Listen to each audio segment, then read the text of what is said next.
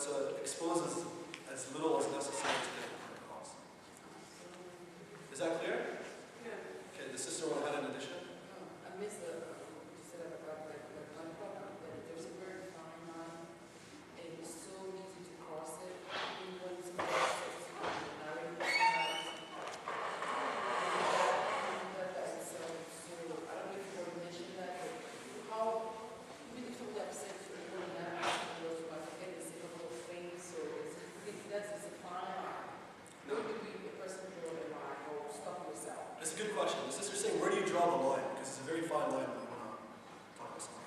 Let me mention the first and most important point is a person shouldn't release their frustration about someone for the sake of releasing it. Because that's what you do with Allah.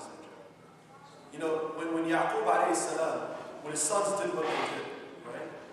And when they went and after, Yusuf alayhi salam took Yaqub, took Benjamin, his younger brother, right?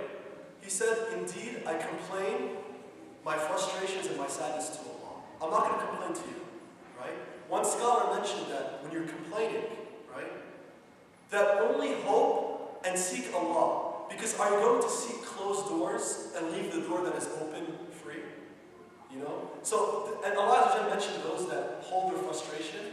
He says, وَالْكَاظِمِينَ الْغَيْظَ وَالْعَافِينَ عَنِ النَّاسِ. The kadhim of the ghayb is the one that swallows his anger. Swallowing your frustration.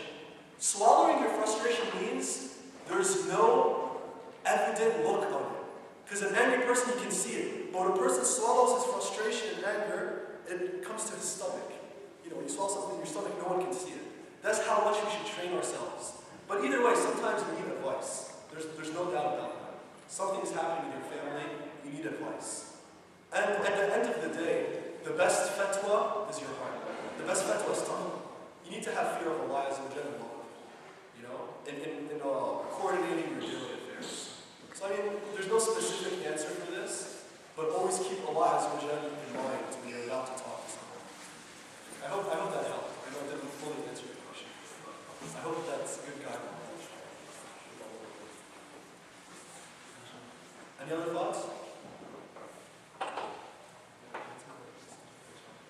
And the last point, Allah says in this verse, Inna Allah tawwabur rahim. Allah is the one who gives tawbah, and He's merciful. Because we're going to mess up. You know? That's why Allah uses these words at the end. Because these issues especially are very easy to mess up on. Right? And the Prophet ﷺ, when he advised Mu'adh, the hadith we mentioned earlier, he said, Amsik alayka hada. He held his tongue, and then hold this. And he held his tongue. And Mu'adh said, Ya Rasulullah, are we going to be held for what we say? He said, he said, may your mother be bereaved of you.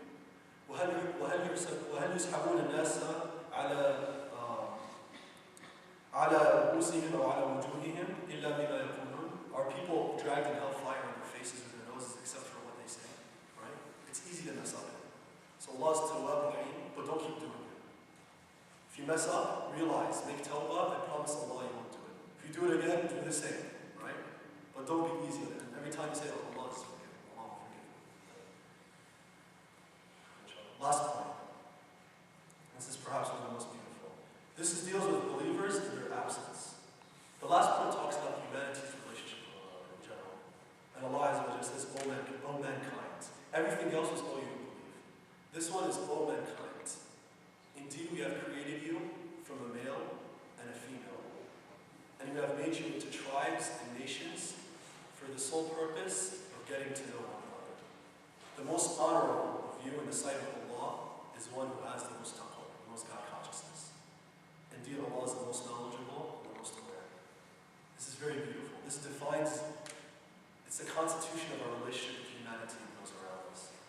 Allah Azza wa Jalla, and then He includes everyone in the picture. He says from a male and a female, you know, so that we can look male and female, so we can get to know one another.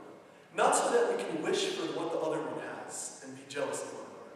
You know, Allah Azza wa Jalla, the Surah of Nisa, Surah Nisa, and incredible. Anyone who's going to get married should read Surah Nisa and study it.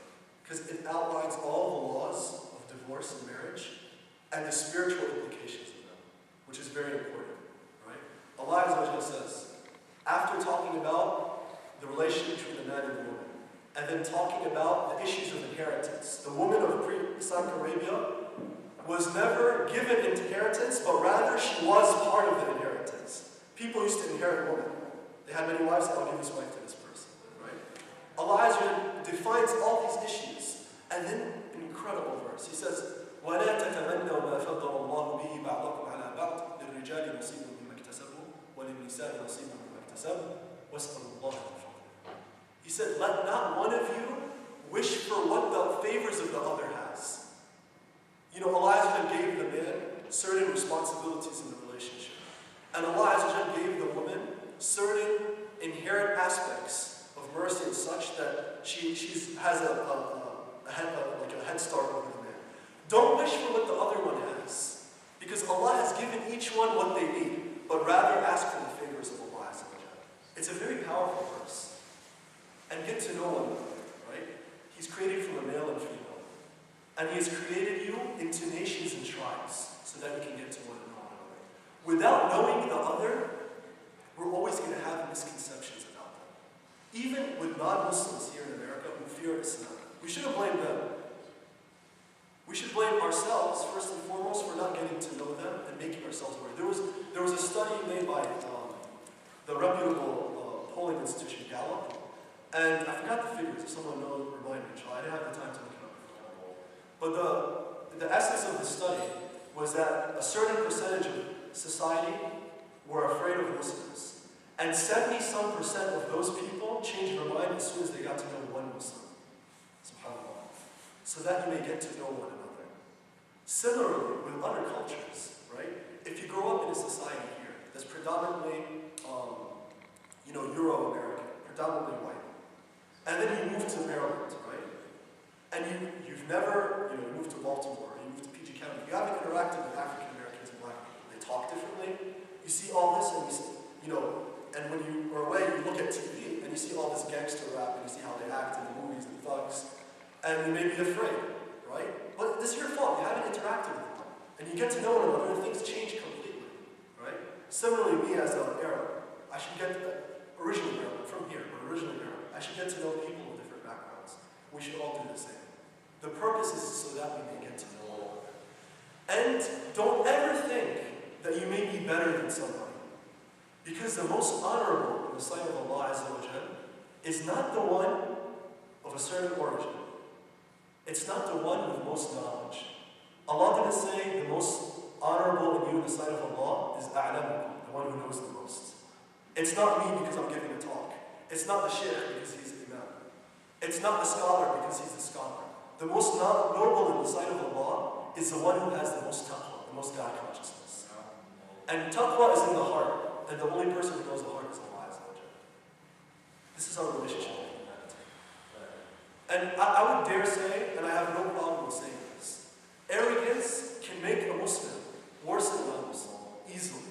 So even you shouldn't say that me personally, what's that? Could you repeat that? Yeah. Arrogance. If a person has a level of arrogance, that can make him in the sight of Allah worse than a non-believer.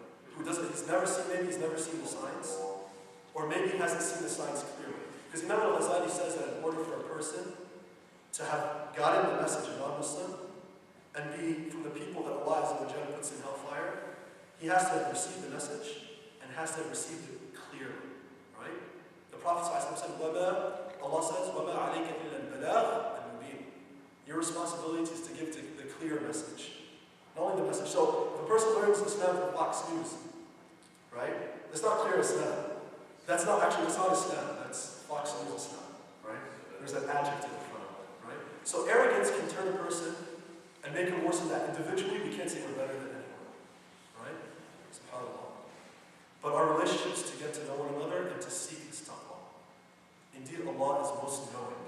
He knows what's in our hearts. And He's most aware of the situation we're in. This is Allah Azza wa Jalla. I hope, inshallah, in summary, our relationship with Allah and His Messenger, with believers, with evildoers, with believers who are in front of us and believers who are not in front of us, and then with humanity in all, in general. We hope, inshallah, that we can benefit from this and we can implement it in our lives. We ask Allah Azza wa Jalla to give us this tawfiq. Implementing is much more difficult than listening, including for ourselves, right? And we never may be saying something and you see him doing the opposite in certain things because he's a human being. You know? I'm not saying this about me because I'm nobody, but sometimes the imam or someone's giving a talk and then you see one thing from them and you say that this guy doesn't do what he says. People are human beings. Everyone messes up. SubhanAllah. Right? So we should also be seeking that taqwa, as we mentioned, we ask Allah Azza wa Jalla to give us, to benefit us. We ask Allah Azza wa Jalla to forgive us for our shortcomings. We ask Allah Azza wa Jalla to give us patience. We ask Allah Azza wa Jalla to give us the best of character. The Prophet ﷺ was sent to perfect character. We ask Allah Azza wa Jalla to perfect our character.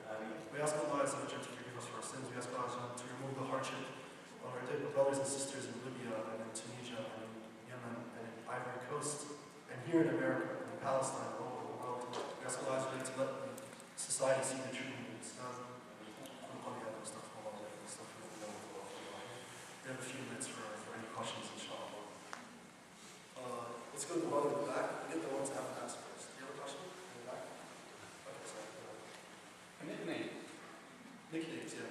Yeah. Is there allowed to have a nickname like good nickname? Oh, it's preferable. The question is, are good nicknames allowed? That's a preference. That's preference. Yeah, and the good nicknames are,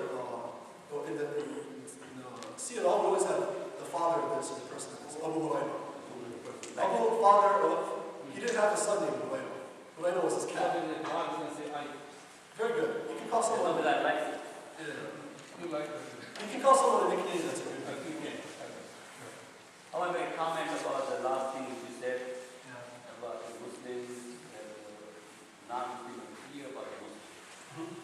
I want to share my own personal experience, how I made a change, shoplifters in my store, the motorcycle gangster in my store during the 9/11. Go ahead. Share your experience. Whenever somebody did the shoplifting in my store, I let them know that they did it. And after I catch them, I say, go ahead, take it. But next time when you need something, don't stop me. Come to me and tell me I'll give it to you. I cut my 90% of the shoplifting. Number one. Number two, I used to have a gangster of the motorcycle. You know, the bandana and beard and tattoos. And when they used to come to my gas station and cover the whole gas station, nobody can come in when they are there. Motorcycles every pump. And they are everywhere, smoking, making loud music. And every time when they come in, I always give them whatever they want. They are on my chain, don't worry about it. The biggest fear I had after 9/11, if I ever get the hard time, and if they ever blow up my gas station, would be them. So after 9/11, a couple of days, the guy come from there, one of the gangsters, and he said, here's my name and number. If anybody gives you any hard time because you are Muslim,